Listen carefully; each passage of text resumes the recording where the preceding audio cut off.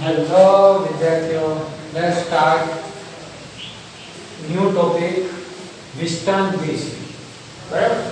તમારું ત્રીજું ચેપ્ટર ચાલે છે. 12મા ધોરણનું ભૌતિક વિજ્ઞાનમાં જે ત્રીજું ચેપ્ટર તમારું ચાલે છે એનામાં બહુ ઇમ્પોર્ટન્ટ ટોપિક આવે છે.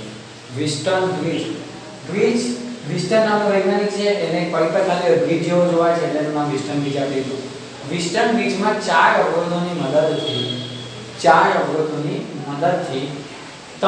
મદદથી એક ચોથો અવરોધ અજ્ઞાત એ શોધી શકાય એનો ઉપયોગ. વિસ્ટન ગ્રીકનો ઉપયોગ શું? વિસ્ટન ગ્રીકમાં ત્રણ જ્ઞાત અવરોધની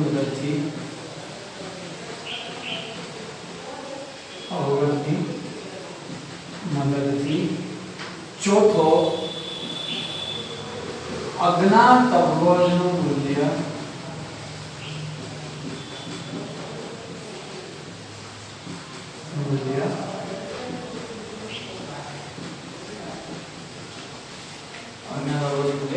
શોધી શકાય. ઓકે, સૌથી પહેલા હું તમને આની કન્સ્ટ્રક્શન બતાવી દઉં. કન્સ્ટ્રક્શન કઈ રીતનું હોય છે? બહુ સહેલું કન્સ્ટ્રક્શન છે. ચાર અવરોધ હશે, એક બેટરી હશે ને એક કેલોમીટર હશે. બરાબર? કન્સ્ટ્રક્શન દેખીએ આની. હું લખી દઈશ. ચાલો ને સૌથી પહેલા A અને B પોઈન્ટ જોડે વિદ્યુત કોષ જોડેલો હોય છે. એટલે કે જો આ એક મારો વિદ્યુત કોષ છે.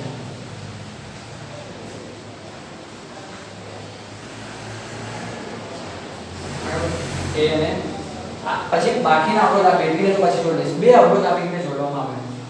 એક મારો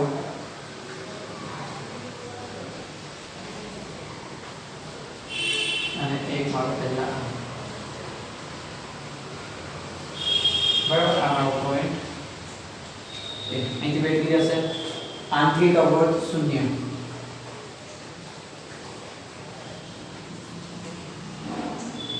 આંતરિક અવરોધ 0 પાછું બોલાશે. આ ભાગ બી પણ છે. સાંભળજો. હવે આમાં ટોટલ 4 અવરોધ આવે. આ પહેલો અવરોધ મેં લઈ લીધો R1. અહીં મેં લઈ લીધો R. તો જે આપણા જાણીતા છે અવરોધના વિતરણ મૂક્યા. પ્રેક્ટિકલમાં મજા આવશે. તમે પ્રેક્ટિકલ બી કરવા મળશે તો એ મજા આવી જશે કરવાની. હવે તમે જે નથી જાણતા એ અવરોધ નહીં મૂક્યો.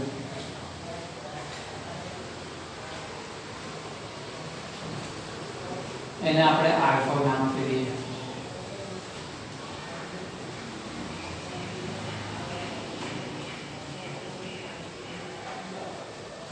અજ્ઞાત અવરોધ નથી જાણતા એ. અને એક આપણે જે જાણીએ છીએ પણ એનું મૂલ્ય આપણે જાતે નક્કી કરી શકીએ, પ્રમાણિત કરી શકીએ. અજ્ઞાત અવરોધ પ્રમાણિત કરી શકીએ એવો એક અવરોધ છે જેનું નામ આપણે પ્રમાણિત કરી શકીએ, બદલી શકીએ. એટલે આપણે એને કહીશું પ્રમાણિત ભુજક.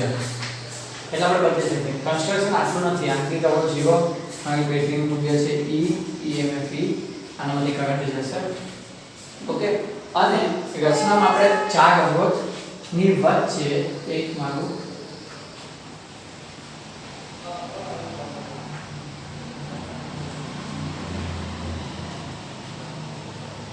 નામ આપી દઈએ. A, B, C, D. આ મારી વિસ્ટન ગ્રીકની રચના થઈ. કેવા 4 અવરોધ લાગે છે. બેટરી જોડેલી છે. તમારી સિમ્પલ રચના થઈ. ફરીથી કરી દો. શું છે? વિસ્ટન ગ્રીકમાં 4 અવરોધ, એક બેટરી અને ગેલ્વેનોમીટર આવેલું છે. ગેલ્વેનોમીટરનો યુઝ શું? ગેલ્વેનોમીટરનો યુઝ કરંટની હાજરી માપવા માટે અને નાના ક્રમનો વિદ્યુત પ્રવાહ પણ માપી શકે. મિલી એમ્પિયર, માઇક્રો એમ્પિયર હતો. અહીંથી વિદ્યુત પ્રવાહ જાય છે કે નહીં ખબર પડશે આને આ ભુજામાંથી. પણ આપણે શું કરવાનું છે? આનો ઉપયોગ કરીને ત્યારે અહીંથી કરંટ જવો ના જોઈએ. હમણાં તો આપણે ગમે તેમ મૂકીશું તો કરંટ જતો હશે એટલે આપણે માપી નહીં શકીએ વિસ્ટન ગ્રીકથી. પણ શું કરવાનું છે એનું આપણે જોઈએ. બરાબર? કન્સ્ટ્રક્શન મેં બોલતો સમજી ગયા છો. કન્સ્ટ્રક્શન ડાયરેક્ટ મેં વર્કિંગ લખું છું. વર્કિંગ એટલે બેટરીમાંથી I કરંટ પસાર થાય છે. I પસાર થાય અહીંથી મારો આવી ગયો જે r1 અને r2 માં જે r1 અને r2 માં i1 અને i2 જાય એટલે અહીંથી મારો r1 એટલે અહીં મેં નામ લખી લઉં છું i1 અને અહીં મારો r2 એટલે અહીં નામ લખી દઉં છું i2 સિમ્બોલ થી બહુ મહત્વ છે ધ્યાનથી જોજો i1 i2 ઓકે હવે B જંકશન આગળ કાકીની પાસે બે હશે આગળ R4 માંથી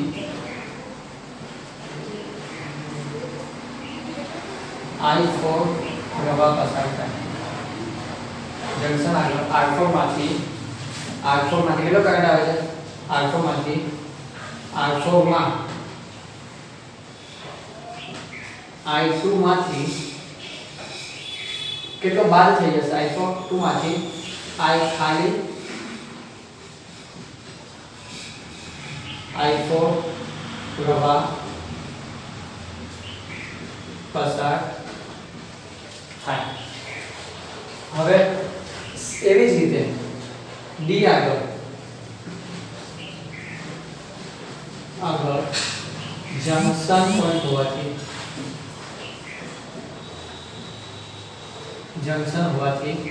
I1 નો ખાલી I3 પ્રવાહ પાસ થાય એટલે થોડો ઓછો થશે તમે નામ આપી દો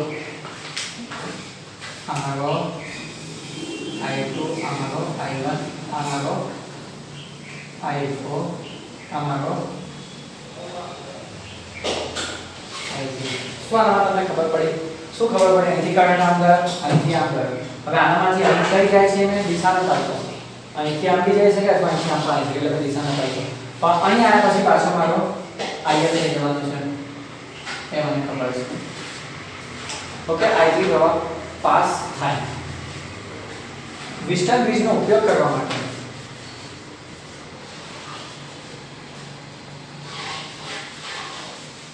આ બ્રિજનો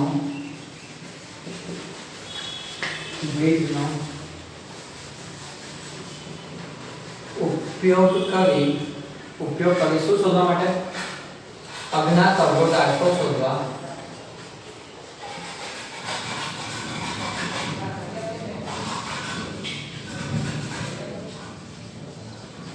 ગેલ્વેનોમીટર માંથી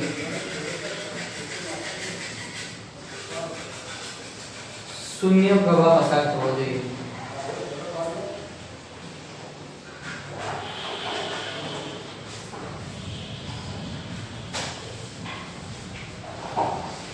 ગેલ્વેનોમીટરમાંથી શૂન્ય પ્રવાહ પસાર થવો જોઈએ ગેલ્વેનોમીટરમાંથી એક પણ પ્રવાહ પસાર થવો જોઈએ ના એટલે કે Ig 0 Ig એટલે મેં Ig ની સિમ્બોલ તો ન લાગ્યો પણ અહીંયા લઈ શકું આનામાંથી પસાર થતો કરંટ Ig પ્રમાણિત સ્થિતિમાં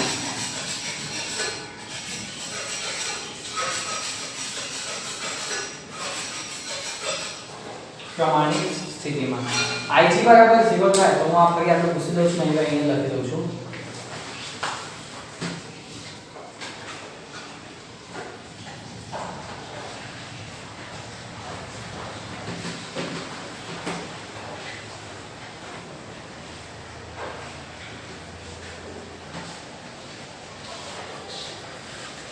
હવે Ig બરાબર 0 થવાથી આજે I2 થશે I2 બરાબર I4 અને I1 બરાબર I3 બહુ જ ઇમ્પોર્ટન્ટ વસ્તુ છે આને ધ્યાન રાખજો બરાબર કિર્ચોફનો બીજો નિયમ વાપરીએ તેનામાં ABDA માં તેનામાં ABDA માં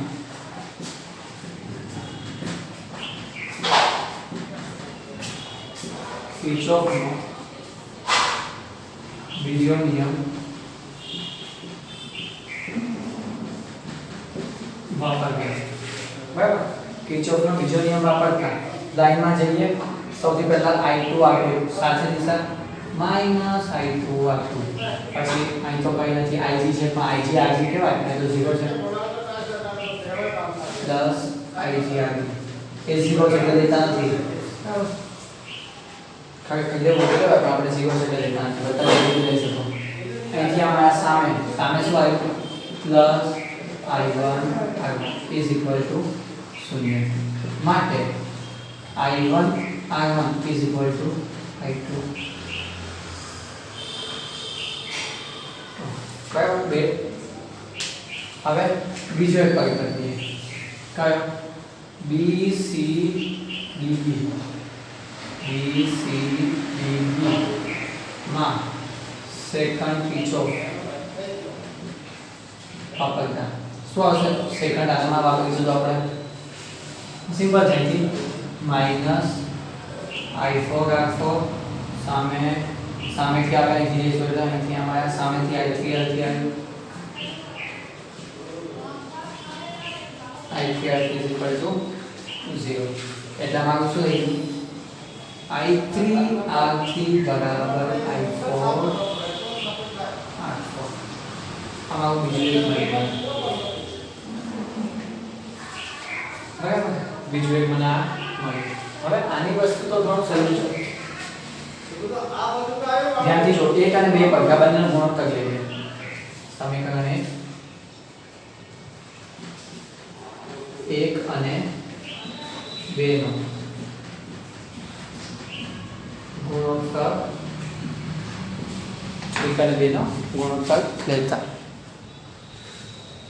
શું થશે, ગુણોત્તર લેતા I1 R1 બરાબર I2 R2 છેદમાં I3 R3 બરાબર I4 R4. I1 બરાબર I3 એટલે અમારા કેન્સલ, I2 બરાબર I4 કેન્સલ, એટલે મારું સમીકરણ શું બન્યું, R1 upon R3 is equal to R2 upon R1 upon R3 બરાબર R2 upon R4. ડાબી બાજુના છેદમાં જમણી બાજુ બરાબર ડાબી બાજુના છેદમાં જમણી બાજુ. આના માટે R4 ઇક્વેશન બનાવવું જે અજ્ઞાત છે તો R4 બરાબર R2 ગુણ્યા R3 છેદમાં, આ રીતે આપણે અજ્ઞાત અવરોધ શોધી શકીએ. છે સિમ્પલ અજ્ઞાત અવરોધ આરામથી તમને મળી જાય. ઓકે, R4 જે અજ્ઞાત અવરોધ છે એનું મૂલ્ય કેટલું હશે, એનું મૂલ્ય આ બેનો ગુણાકાર R2 ને R3 ને છેદમાં R1 સામેની બાજુ, આ બેનો ગુણાકાર છેદમાં સામેની બાજુ. રચના આના એક આ ચતુષ્કોણ છે ABCD જેના ઉપર 4 અવરોધ છે, એના એક વિકર્ણ પર બેટી અને એક વિકર્ણ પર ગેલોમીટર જોડવામાં આવે છે.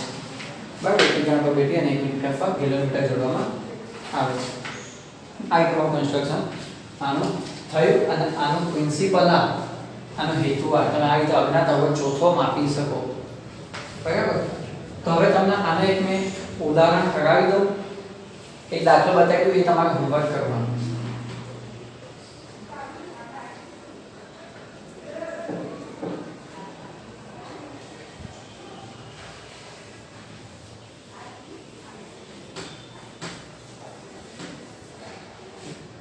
ઉદાહરણ આપણો હોમવર્ક, અને તમને કોઈ એક સિમ્પલ એક્ઝામ્પલ આપો. આ રીતે ગેલોમીટર છે,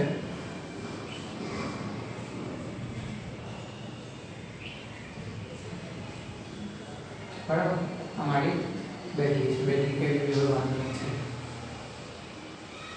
બરાબર, હવે મારું R3 5 પછી R2 10 અને R1 5 પાંચમું છે. તમને શોધવાનું છે ગેલોમીટરમાંથી પ્રવાહ પસાર થાય R4 ની કિંમત શોધવાની છે. આ તમને હું કહે આવી રીતે આપેલું ચોથો અવરોધ શોધવાનો MCQ પૂછાયો છે બોર્ડમાં એક વાર. R4 is equal to શું છે, r4 ઇઝ ઇક્વલ ટુ આના છેદમાં આ એટલે કે r4 is equal to r3 તો ગુણવાનો છે સામેનો r3 r4 is equal to શું થશે સામેનો જે r2 છે તો લેવાનો છે r2 ગુણ્યા r2 ગુણ્યા r3 છેદમાં r1 r2 એટલે r1 2 3 4 r2 એટલે 5 r3 5 છેદમાં 10 એટલે મારો શું થશે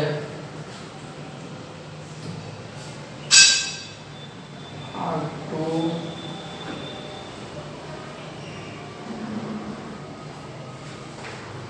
મારો કેટલો થશે 5 × 5 25 છેદમાં 10 એટલે કે 2.5 ઓહ્મ આ મને મળી શકે છે 2.5 ઓહ્મ બરાબર આ સૂત્ર આ રીતે તમે શોધી શકો ગેલેરીમીટર આ જે મૂકે છે તે પ્રમાણિત